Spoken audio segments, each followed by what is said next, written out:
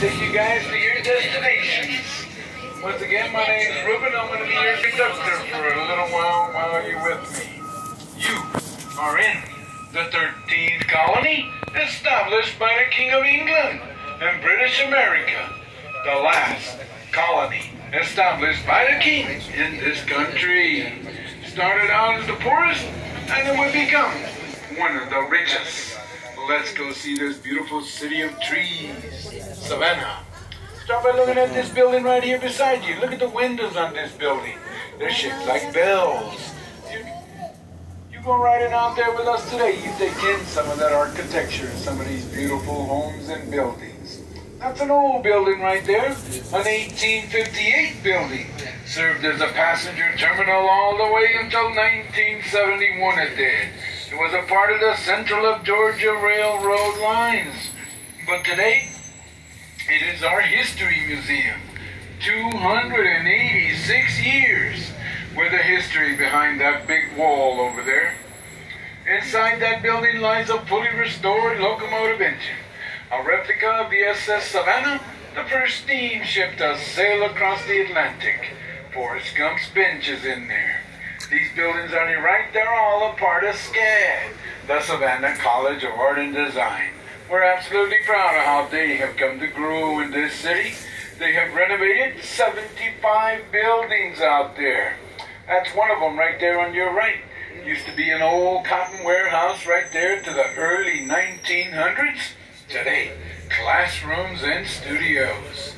SCAD came to us 1979, 71 students. Today, a little over 13,000 of them. Proud of how they come to grow. Come from all 50 states, 80 different countries. Look over to your right of that shell of a building over there. That's what some of these buildings look like till SCAD got a hold of them, restored them and brought them back to life. Made them look like they did back in the Victorian days. That one right there belongs to SCAD. But they got it on hold while they concentrate on dormitories. They're always concentrating on dormitories. Take a look at this one on your left. This is the first one that they built from the ground up. Turner House. This is where they house 600 of their freshmen. First year of college. We're going to be heading out that way to our right, back over into that historic district out there. But before I get you in there, I'm going to give you a little bit of history and how we came to be. So let's get started. Let's go back in time. And let's go way back to April of 1732. King George II granted a charter to a General James Oglethorpe and 20 trustees. They would handpick together 114 settlers, and they would set sail on a ship called Anne. They would land here at an area called Jpmaximus Bluff, soon to be renamed Savannah, on February the 12th, 1733. When they landed here, they met a big tall Indian chief. Tomochichi was his name. 7 foot tall, 1 good eye, bear claw tattoos all across the front of his chest. Him and the general, they were going to get along real good right from the very beginning. It didn't take them but just 3 months later, they would sign the Treaty of Friendship. This would designate where the Indians were going to move to and what was going to become Savannah.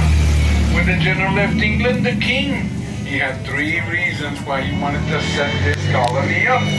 The first one, to help get rid of the debtors. They were locking them up in jail over there in England when they couldn't pay their bills. They'd offer them a new way of life to come to this colony here. Second reason, military. Put us in the middle, in between South Carolina and the Spaniards in Florida. Always in fear, the Spaniards wanted to invade the colonies already established in South Carolina.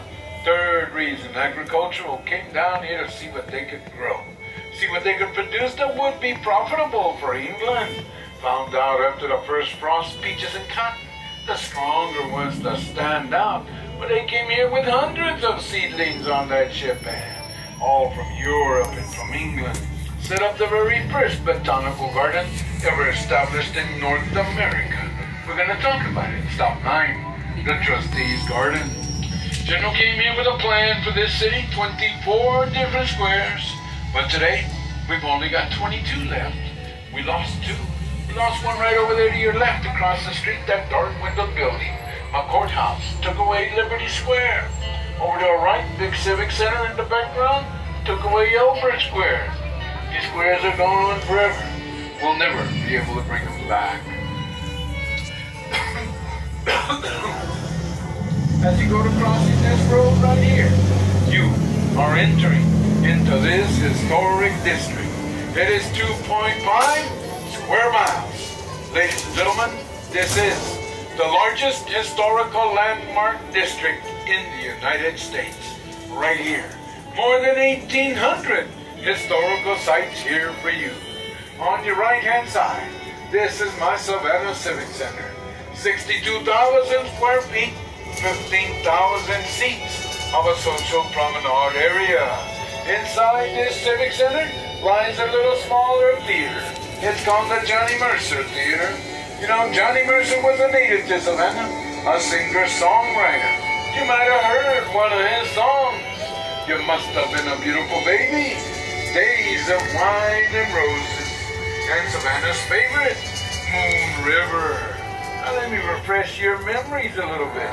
Johnny Mercer, nominated for 19 Academy Awards. Winner of 4 of those Academy Awards. Co-founder of Capitol Records. More than 1,500 songs to his name. Johnny Mercer. We're almost to your stop number 2. First next block up, we're hanging a right. We'll be right on top of your stop number 2. For the Julia Gordon Low Birthplace, Chippewa Square, Wright Square, Savannah Theater, Sixpence Pub, the beautiful Independent Presbyterian Church. Should be getting our green light here in just a second. Oh, look at 5 seconds. 5 more seconds.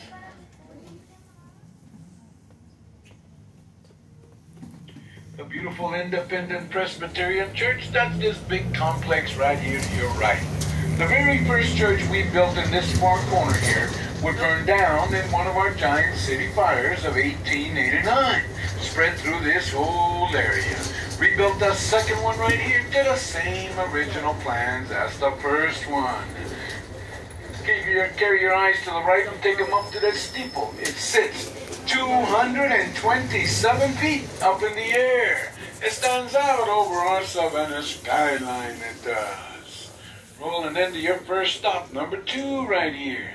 Let's see if we load up all these cops and come in here and get a tour. They're right here in my stop. Alrighty, guys. We're all done right here. Let's keep going. We're good? Let's keep going. You recall, top of that steeple, a little feather started up there, floated down through the breeze in this area. That feather came and landed right here in front of us at this black Chippewa Square sign. It would land right here on a gentleman's lap who was telling you his life story. You remember him? Life is like a box of chocolates. You never know what you're gonna get. You know who he was, don't you? My name's Forrest Gump. People call me Forrest Gump. That's right, folks. Center of this square, that's our founding father, General Oglethorpe. But we'll get a better look at him on the other side. He's facing south towards his enemy. Right-hand church steeple one more time. And if you know where we got Presbyterianism from, folks, the Scottish Highlanders. They brought it with them. We're coming to my beautiful Philbrook Eastman house. Get your cameras out. This is my Savannah White House. Finished being built 1844. Fence line, the medallions on the fence line, all of famous presidents and poets. When you look at this house, back then they thought that the more iron you had around your house, the more wealthier you were thought to be. Follow the gutter pipes on your right coming at you all the way to the bottom. Take a look at that spooky looking dogfish down there. There's another one right up here in the corner. Both of them made out of iron. On your left, the better view of our founding father, General Oglethorpe. That bronze statue and monument made for us by 2 famous architects. Henry Bacon and Daniel Chester French. These are the two gentlemen that built your Lincoln Memorial in Washington, D.C. Sixpence Pub coming at you on your right. You remember the movie? You remember Julia Roberts pulling up right here in her car with her kids in the back seat? She comes to a stop right here beside this red truck. Hops out, runs over there to that middle umbrella window. She looks in through the window. She sees her man with the other woman. Got him. In the movie, Something to Talk About, with Julia Roberts and Dennis Quaid. We made a lot of movies in this city. Let me refresh your memories with just a few. Something to Talk About, Forrest Gump, The Legend of Back Events, Force of Nature, Miley Cyrus' last song, Robert Redford the Conspirator, the original Cape Fear, Robert Mitchum and Gregory Peck, Glory, Roots, Midnight and the Garden of Good and Evil. On your right, look at this mate, building Moorish-style Arabian. You're not gonna see another in the city like it. Didn't used to have a center wall. Can you picture the Ford Model T cars we sold out of that building? Used to be a Ford dealership for you right there. You made it to number 3. Sorrel, Wheat House, Madison Square, Monterey Square, Green Meldrum House, Mercer Williams House, DeSoto Hilton. You guys have a good time out there. Be careful.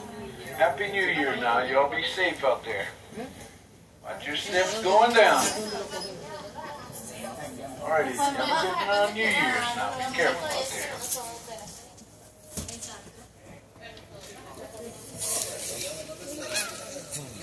Come on in, guys.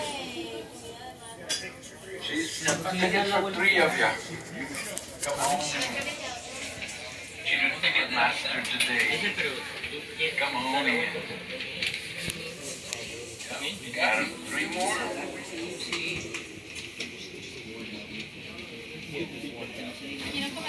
Alright, folks, welcome aboard. My name's Ruben. I'm going to be your conductor for a little while you're with me.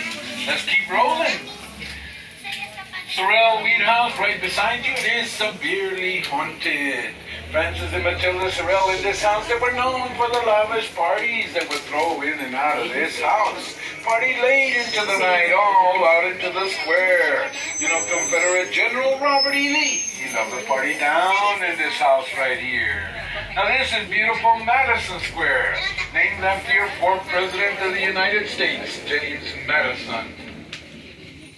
Center of the square, take them in best you can. The only monument in the city dedicated to a non-commissioned officer out of the Revolutionary War, Sergeant William Jasper. Killed right around here when we're driving, October the 9th, 1779. On your right, history in this mansion, the Green Meldrum House. Charles Green offered this house to General Sherman to make it as his headquarters. There's your historical marker right there. When he took over this city, 21st day of December of 1864. From this house, Sherman sent a telegram to Abraham Lincoln. It read, I beg to present you the city of Savannah as a Christmas gift with 150 heavy guns, plenty of ammunition, and 25,000 bales of cotton. You guys on my right-hand side, take a look up, look up. Look at the architecture in this beautiful Scottish Rites Temple. Only master masons were allowed in this building. And on your left, this beautiful terracotta brick one, the first one, SCAD, remodeled 1979. Cannons in the front doors. The building used to be an armory for us. That's where they opened up the college in 79 with their first 71 students. The square coming at you, Monterey Square. This one is named after the battle and the victory of Monterrey, Mexico. The Mexican War, 1846 to 1848. Center of this square, take in that big, tall, beautiful, white, Italian marble monument. Because this one right here belongs to the father of the American cavalry, General Count Kashmir Pulaski, killed right around here where we're driving. October the 9th, 1779, Battle of the Siege of Savannah. He is buried right there beside his memorial. And on your right coming at you, your Mercer Williams house. Do you recognize it? Did you watch the movie? This is your Midnight and the Garden of Good and Evil home. The alleged killing behind that pane glass window over there. This is your house? Mm-hmm. Built by General Hugh Mercer in 1860, but he never lived in this house. His great-grandson was Johnny Mercer. The songwriter? Mm-hmm. Savannah's own. I'm going right. Carry your eyes to the left. Far corner. Best you can, you put them over there on the only Gothic-style Jewish synagogue in America. The oldest Jewish congregation in the state of Georgia. The third oldest in the United States. The Mikvah Israel congregation. Right inside Armstrong Mansion. This is covered in white marble dust. This is Italian Renaissance architecture. The fence line, look at that fence line, folks. That's an exact replica of the fence line in Buckingham Palace, England. Beautiful mansion. Used to be Armstrong Junior College. Was law offices and attorneys. Just got remodeled back into a private residence. Best you can, put your eyes straight in front of us. Put your eyes on the most photographed fountain in America. Four-side fountain. This is a replica of the Plaza de la Concorde in Paris, France fountain. It is one of 4 in the world. We put that fountain over there. In 1858, we put it there. But I'm going to tell you, we ordered it out of a mail order catalog from New York City. A B&B catalog from way back then for $2,500. Round steps to your left coming at you, my Georgia Historical Society. Third largest historical society in America today. Our Lady of Stipulations, Mary Telfair. She built it specifically to house them.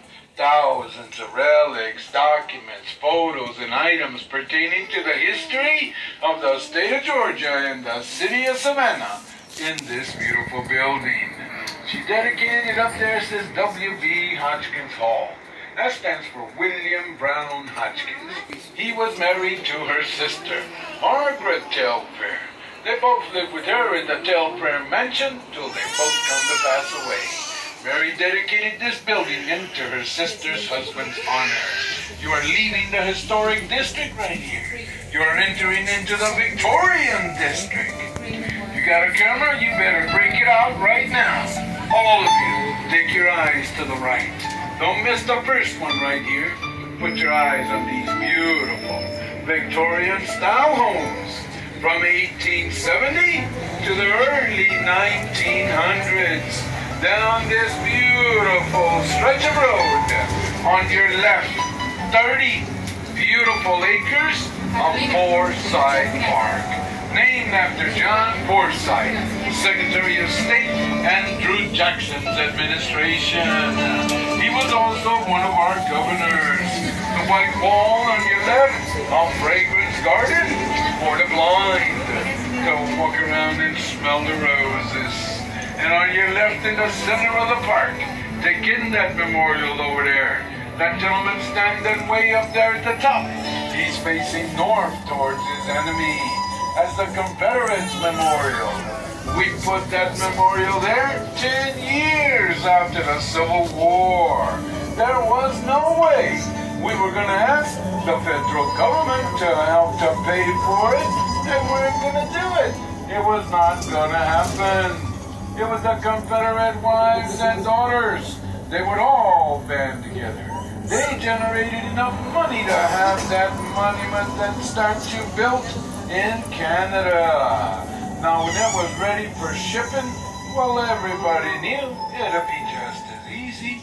Put it on the railroad tracks, ship it on down here from Canada to Savannah. But you know them Confederate wives and daughters, they were adamant. They said, oh no, wait a minute here.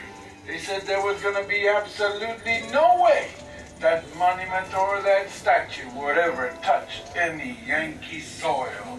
Shipped it around by boat all the way around the Atlantic till they got here to Savannah. On your left, the hiker, reminiscent of the 500 Georgian soldiers we would send to Cuba to go fight at the Spanish-American War. They were supposed to meet up with hundreds of cavalry horses they met none. They had to hike it everywhere they went on that island. That's why we call it the hiker today. Rolling into your stop number 4 for the mansion, Forsyth Park of the Georgia Historical Society. Did any of you need off of this little area or this beautiful park here today? Anybody for stop 4? Nope, we're good? We're good. All right, now Mary Telfair. We call this woman Our Lady of Stipulations. Why? Folks, because of the stipulations that this woman would leave in her will. She had a whole lot of stipulations. This was a very rich woman. Her father, one of our governors. She inherited a lot of good old money. But this woman, Mary Telfair, she built for us the very first women's hospital in the southeast. That hospital, still active today, south of the city. Telfair's Women's Hospital. But back in the Victorian days, folks, the first one that she built, right there on your right-hand side. This was Telfair's Women's Hospital. Mary Telfair built this hospital for women. She said it was going to be run by women. She said that the board of directors would be all women. She said that no men were allowed in this hospital. None. She said that the only way that a man could sneak into that hospital was to be born there. And once that baby boy born in this hospital, she would give that little baby boy 3 days to get out. Mary Telfair was something else. She died a spinster. She never married. She never had any children. Said she could never, ever take orders from a man. She would leave everything she owned to the Georgia Historical Society or the arts. Her will climbed all the way to the top of the Supreme Court. She got her way in death, just like she did in life. Carry your eyes to the right. Take in some elegance. The mansion on Forsyth Park. A beautiful 126 rooms, 16 beautiful suites, beautiful spas, beautiful chandeliers, beautiful art galleries, a full gourmet culinary school behind these walls. Ranked a 3-diamond hotel. Elegance at its finest. The mansion on Forsyth Park. The white building to your right, the state of Georgia's very first hospital. It was called the Seamen's and Poor Man's Hospital. Confederate soldiers used it. Union soldiers took it over when they took over this city. 21st day of December, 1864. SCAD just bought it last year for $27.5 million, folks. But that's my little decoy. Look right here. Put your eyes on 300 years old. The Candle Oak. A 16-foot base, 105-foot umbrella, 54 feet up high. This tree was there before General Oglethorpe was even born, and it's going to be there when me and you are long gone, folks. It's the Candle Oak. 300 years old. 300 years old. It used to be a stockade when the Union soldiers took over. They fenced it off underneath that tree. They kept prisoners under there. You didn't get a look at my synagogue? Look right there to your left. Take a good look at my beautiful synagogue. That's an old one. They got a museum at the top floor. They got a Torah in there that goes back to the 14th century. And this beautiful church on your left, this is the John Wesley Monumental United Methodist Church, completed in 1890. And this is beautiful Calhoun Square, named after your Vice President from South Carolina, John C. Calhoun. We're just coming to your right here is the Massey Heritage Museum. The Massey School, your stop number 5. This is the state of Georgia's very first public school. Jewel of a little museum here today. any of you need off of this little area right here today? Stop number 5 right here. We're good? We're good. Let's keep going. We're on our way to St. John the Baptist Catholic Cathedral. One spot you do want to spend a little bit of time. But coming up as well, when it is shut down to you, been shut down all day for the holidays. Alright, stop sign, steps right here to your left cat corner is the Beth Eden Baptist Church. The congregation in this lovely little church broke away from the Second African Baptist Church. Came and made their own right here. Henry Urban was the architect, 1893. And this is beautiful Whitfield Square. This is the only square in the city named after a reverend, the Reverend George Whitfield, founder of the Bethesda Orphanage and Academy for Boys, the oldest orphanage in the country. It is still active today, and it was founded by George Whitfield in 1740, folks. On our way to St. John the Baptist Catholic Cathedral. Stop number 6. Coming up straight ahead of you, Troop Square. Troop Square is named after George Michael Troop, Senator, Congressman, Governor of Georgia. This is the man responsible for the removal of 15,000 Cherokee and Creek Indians from the state of Georgia. One of the men who would help create the Trail of Tears from Georgia to Oklahoma. Center of this square, that's a normal sphere, a zodiac sphere. Can also be used as a sundial, supported by 6 turtles all around on their backs. And in between the trees here, this drinking fountain coming at you. This is an old one, but look with a bowl.